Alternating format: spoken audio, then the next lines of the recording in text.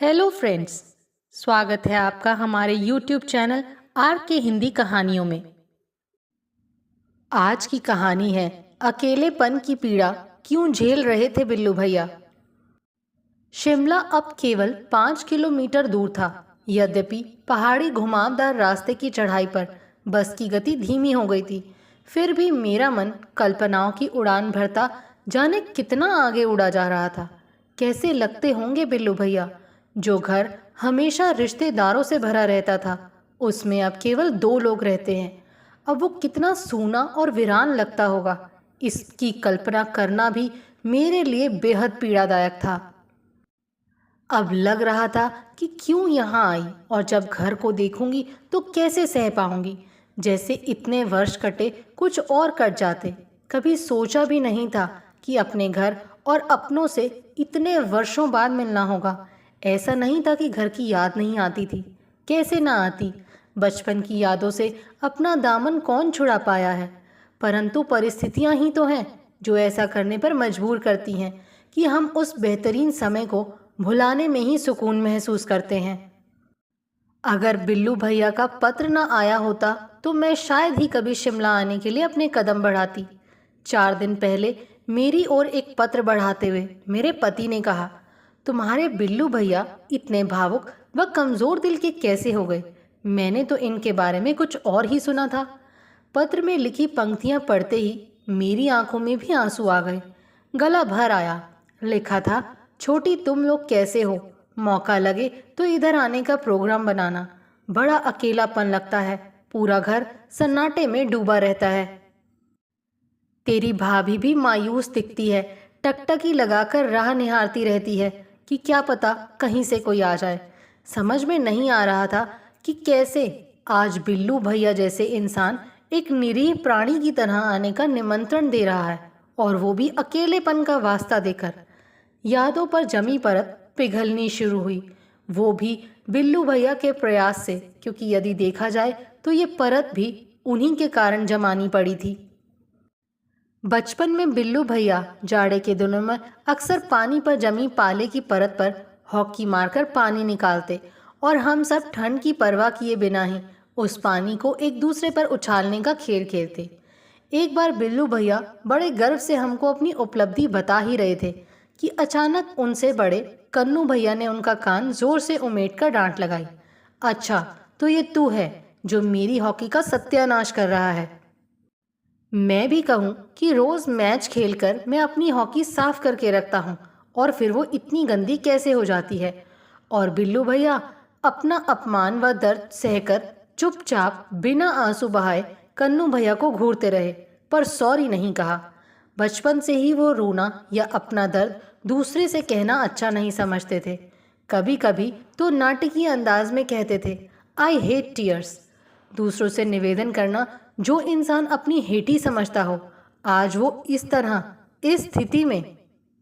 कितना अच्छा समय था जब हम छोटे थे और एकता के धागे से बंधाकर कुल मिलाकर लगभग 20 सदस्यों का हमारा संयुक्त परिवार था, जिसमें दादी, एक विधवा व निसंतान चचेरी बुआ, हमारे पिता, उनसे बड़े 3 भाई, सबके परिवार, हम 10 भाई बहन जो कि अपनी अपनी उम्र के भाई बहनों के साथ दोस्त की तरह रहते थे। सगे या चचेरे का कोई भाव नहीं। ताऊ जी की दुकान थी, जहां पर ग्राहक को सामान से ज़्यादा ताऊ जी की ईमानदारी पर विश्वास था। मेरे पिता ताऊ जी के साथ दुकान पर काम करते थे, और उनके अन्य 2 भाइयों में से एक स्थानीय डिग्री कॉलेज में तथा एक आयकर विभाग में क्लर्क के पद पर थे, जो कि निसंतान थे। कन्नू व बिल्लू भैया ताऊ जी के बेटे थे। उसके बाद नन्नू व सोनू भैया थे। हम 3 बहनें और एक भाई थे। अध्यापन का कार्य करने वाले ताऊ जी के 2 बच्चे अभी छोटे थे, क्योंकि वो उनकी शादी के लगभग 10 साल बाद हुए थे। आयकर विभाग वाले ताऊ जी निसंतान थे। समय के साथ घर में परिवर्तन आने शुरू हुए। दादी व बुआ की मौत एक के बाद एक कर हो गई। घर के लड़के शहर छोड़कर बाहर जाने लगे, कोई डॉक्टरी की पढ़ाई के लिए तो कोई नौकरी के लिए। मेरी भी बड़ी बहनों की शादी हो चुकी थी। बिल्लू भैया की भी नागपुर में एक दवा की कंपनी में नौकरी लग गई। जब वो भी चले गए, तब अचानक एक दिन ताऊ जी पापा से बोले, छोटे, अच्छा हुआ कि सभी अपने पैरों पर खड़े हो रहे हैं। मैं चाहता भी नहीं था कि आने वाले समय में नई पीढ़ी यहाँ बसे। हमने तो निभा लिया, पर ये बच्चे हमारी तरह साथ नहीं रह सकते। बड़ी मुश्किल से परिवार जुड़ता है और उसमें से किसी एक का योगदान नहीं होता, बल्कि सभी का धैर्य, निस्वार्थ त्याग, स्नेह व समर्पण मिलाकर ही एकता रूपी मजबूत धागे की डोर सबको जोड़ पाती है। वर्षों लग जाते हैं ये सब होने में। वैसे तो दूसरे लोग भी घर से गए थे, पर ताऊ जी ने ये बात बिल्लू भैया के जाने के बाद ही क्यों कही? ये विचार मेरे मन में कौंधा और उसका उत्तर मुझे मात्र 6 महीने बाद ही मिल गया, वो भी एक तीव्र प्रहार के रूप में। ऐसी चोट मिली कि आज तक उसकी कसक अंदर तक पीड़ा पहुंचा देती है। बात ये हुई कि मात्र 6 महीने बाद ही बिल्लू भैया नौकरी छोड़कर वापस घर आ गए। मैं भी दुकान संभाल लूँगा, क्योंकि मुझे लगता है कि बुढ़ापे में आप लोग अकेले रह जाएंगे। आप लोगों की देखभाल के लिए भी तो कोई चाहिए। कहते हुए जब बिल्लू भैया ने अपना सामान अंदर रखना शुरू किया तो घर के सभी सदस्य बहुत खुश हुए, किंतु ताऊ जी अपने चेहरे पर निर्लिप्त भाव लिए अपना कार्य करते रहे। मुझे जीवन की कड़वी सच्चाइयों का इतना अनुभव नहीं था, अन्यथा मैं भी समझ जाती कि ये चेहरा केवल निर्लिप्तता लिए हुए नहीं है, बल्कि इसके पीछे आने वाले तूफान के कदमों की आहट पहचानने की चिंता व्याप्त है। और यही सत्य था, तूफान ही तो था जिसका प्रभाव आज तक महसूस होता रहा। धमाका उस दिन महसूस हुआ जब मैं अलसाई सी अपने बिस्तर पर आंखें मूंदे पड़ी थी कि एक तेज आवाज मेरे कानों में पड़ी। चाचा जी, कभी कभी मुझे लगता है कि आप अपने फायदे के लिए हमारे पिताजी के साथ रह रहे हैं। आपको अपनी बेटियों की शादी के लिए पैसा चाहिए ना, इसीलिए। ये क्या? मैंने आंखें खोल कर देखा तो अपने पापा के सामने बिल्लू भैया को खड़ा देखा। ये क्या कह रहे हो? हमारे बीच में ऐसी भावना होती तो हम इतने वर्षों तक कभी साथ न रह पाते। संयुक्त परिवार है हमारा, जहां हमारे तुम्हारे की कोई जगह नहीं है। इतनी छोटी बात तुम्हारे दिमाग में आई कैसे? पापा लगभग चिल्लाते हुए बोले। पापा की एक आवाज़ पर थर्राने वाले बिल्लू भैया की आज इतनी हिम्मत हो गई कि उम्र का लिहाज ही भूल गए थे। मैं सिहर कर चुपचाप पड़ी सोने का नाटक करने लगी, पर ताऊ जी के उस वाक्य का अर्थ मेरी समझ में आ गया था। नई पीढ़ी का रंग सामने आ रहा था। पिता होने के नाते वो अपने बेटे की नीयत जानते थे और अपने संयुक्त परिवार को हृदय से प्यार करने वाले ताऊ जी इसकी एकता को हर खतरे से बचाना चाहते थे। हतप्रभ से मेरे पापा ने जब ये बात मेरे ताऊ जी से कही तो वो केवल एक ही वाक्य बोल पाए थे। शतरंज की बाजी में दूसरे के मजबूत मोहरे पर ही सबसे पहले वार किया जाता है। वही हो रहा है। तुम मुझ पर विश्वास रखोगे तो कुछ नहीं बिगड़ेगा। कही हुई बात इतनी कड़वी थी कि उसकी कड़वाहट धीरे धीरे घर के वातावरण में भी घुलने लगी। उसका प्रभाव धीरे धीरे अन्य लोगों पर भी दिखने लगा और एक अदृश्य सी सीमा रेखा में सभी परिवार सिमटने लगे। एक ताऊजी कॉलेज के वार्डन बनकर वहीं हॉस्टल में बने सरकारी घर में चले गए। दूसरे भी मन की शांति के लिए घर के पीछे बने 2 कमरों में रहने लगे। अपमान से बचने के लिए उन्होंने तो रसोई भी अलग कर ली। अलगाव की सीमा रेखा को मिटाने वाले सशक्त हाथ भी उम्र के साथ धीरे धीरे अशक्त होते चले गए। ताऊजी को लकवा मार गया और पापा भी अपने सबल सहारे को कमजोर पाकर परिस्थितियों के आगे झुकने को मजबूर हो गए। परंतु अंत समय तक उन्होंने ताऊजी का साथ नहीं छोड़ा। अब घर पर बिल्लू भैया व उनकी पत्नी के इशारे पर चलने लगा। समय आने पर मेरी भी शादी हो गई और मैं शिमला के अपने इस प्यारे से घर को भूल ही गई। ताऊ जी, ताई जी, पापा का इंतकाल हो गया। माँ मेरे भाई के पास आ गई। अब मेरे लिए उस घर में बचपन की यादों के सिवा कुछ नहीं था। समय का चक्र अविरल गति से घूम रहा था और आज बिल्लू भैया भी उम्र के उसी पड़ाव पर खड़े थे जिस पड़ाव पर कभी मेरे पापा अपमानित हुए थे। पर उन्होंने ऐसा पत्र क्यों लिखा? क्या कारण होगा? अचानक कानों में पति के स्वर पड़े तो मेरी तंद्रा भंग हुई थी।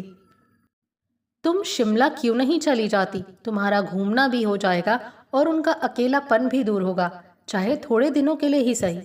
अचानक अपने पति की बातें सुनकर मैंने भी सोचा कि मुझे जाना चाहिए और मैं तैयारी करने लग गई थी।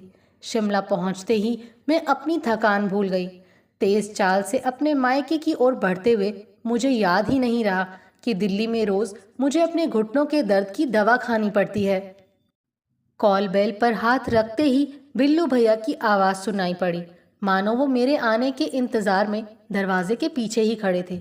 छोटी, तू आ गई, बहुत अच्छा किया। मुझे ऐसा लगा मानो ताऊ जी सामने खड़े हों। तेरी भाभी तो तेरे लिए पकवान बनाने में व्यस्त है। तब तक भाभी जी भी डगमग चाल से चलकर मुझसे लिपट गईं। सच कहूँ तो उनके प्यार में आज भी वो आकर्षण नहीं था जो किसी अपने में होता है। आज हम सबको अपने पास बुलाना उनकी मजबूरी थी। अकेलेपन के अंधेरे से बाहर निकलने का एक प्रयास मात्र था, तो उसमें अपनापन कहाँ से आएगा। चल चल अंदर चल। बिल्लू भैया मेरा सामान अंदर रखने लगे। घर में घुसते ही मेरी आंखें भर आईं। यूं तो चारों ओर सुंदर सुंदर फर्नीचर व सामान सजा हुआ था, पर सब कुछ निर्जीव सा लगा। काश बिल्लू भैया व भाभी जी समझ पाते कि रौनक इंसाने से होती है, कीमती सामान से नहीं। घर से हमारे बचपन की यादें मिट चुकी थी। आज माँ के हाथ के बने आलू की खुशबू मात्र कल्पना में महसूस हो रही थी। मकान की शक्ल बदल चुकी थी। दुकान से मिश्री, गुड़, किशमिश सब गायब थी। बिल्लू भैया भी तो वो बिल्लू भैया कहाँ थे। कितना बदल गया सब कुछ। मेरे मुंह से अचानक ही निकल गया, सच कहती है तू, वाकई सब बदल गया। देखना, तनय जिसे बच्चे की तरह गोद में खिलाया था, आज मुझसे कितनी ऊंची आवाज में बात करने लगा। बिल्लू भैया ने मन का गुबार मौका मिलते ही बाहर आ गया। तनय कन्नू भैया का बेटा, क्यों, क्या हो गया? कहता है मैं जायदाद पर अपना अधिकार जमाने के लिए नौकरी छोड़कर यहाँ आया था। बता भला मैं ऐसा क्यों करने लगा? जानता है ना कि मैं कमज़ोर हो गया हूँ, तो जो चाहे कह जाता है। अपना हिस्सा मांग रहा है। कौन सा हिस्सा दूँ? और लोग भी तो हैं। कहते कहते बिल्लू भैया हाँफने लगे। बंटवारे का चक्कर होगा तो मैं और तेरी भाभी कहाँ जाएंगे? विनी भैया की बेटी भी अमेरिका में बस गई थी। असुरक्षा व भय का भाव भैया की आवाज़ में साफ झलक रहा था। मेरे कदम जम गए।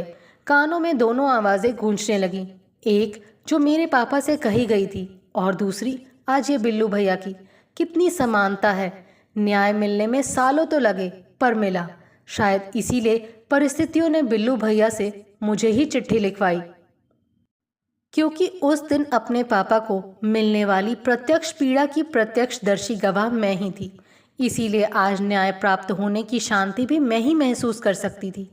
आंखें बंद कर मन ही मन मैंने ऊपर वाले को धन्यवाद दिया।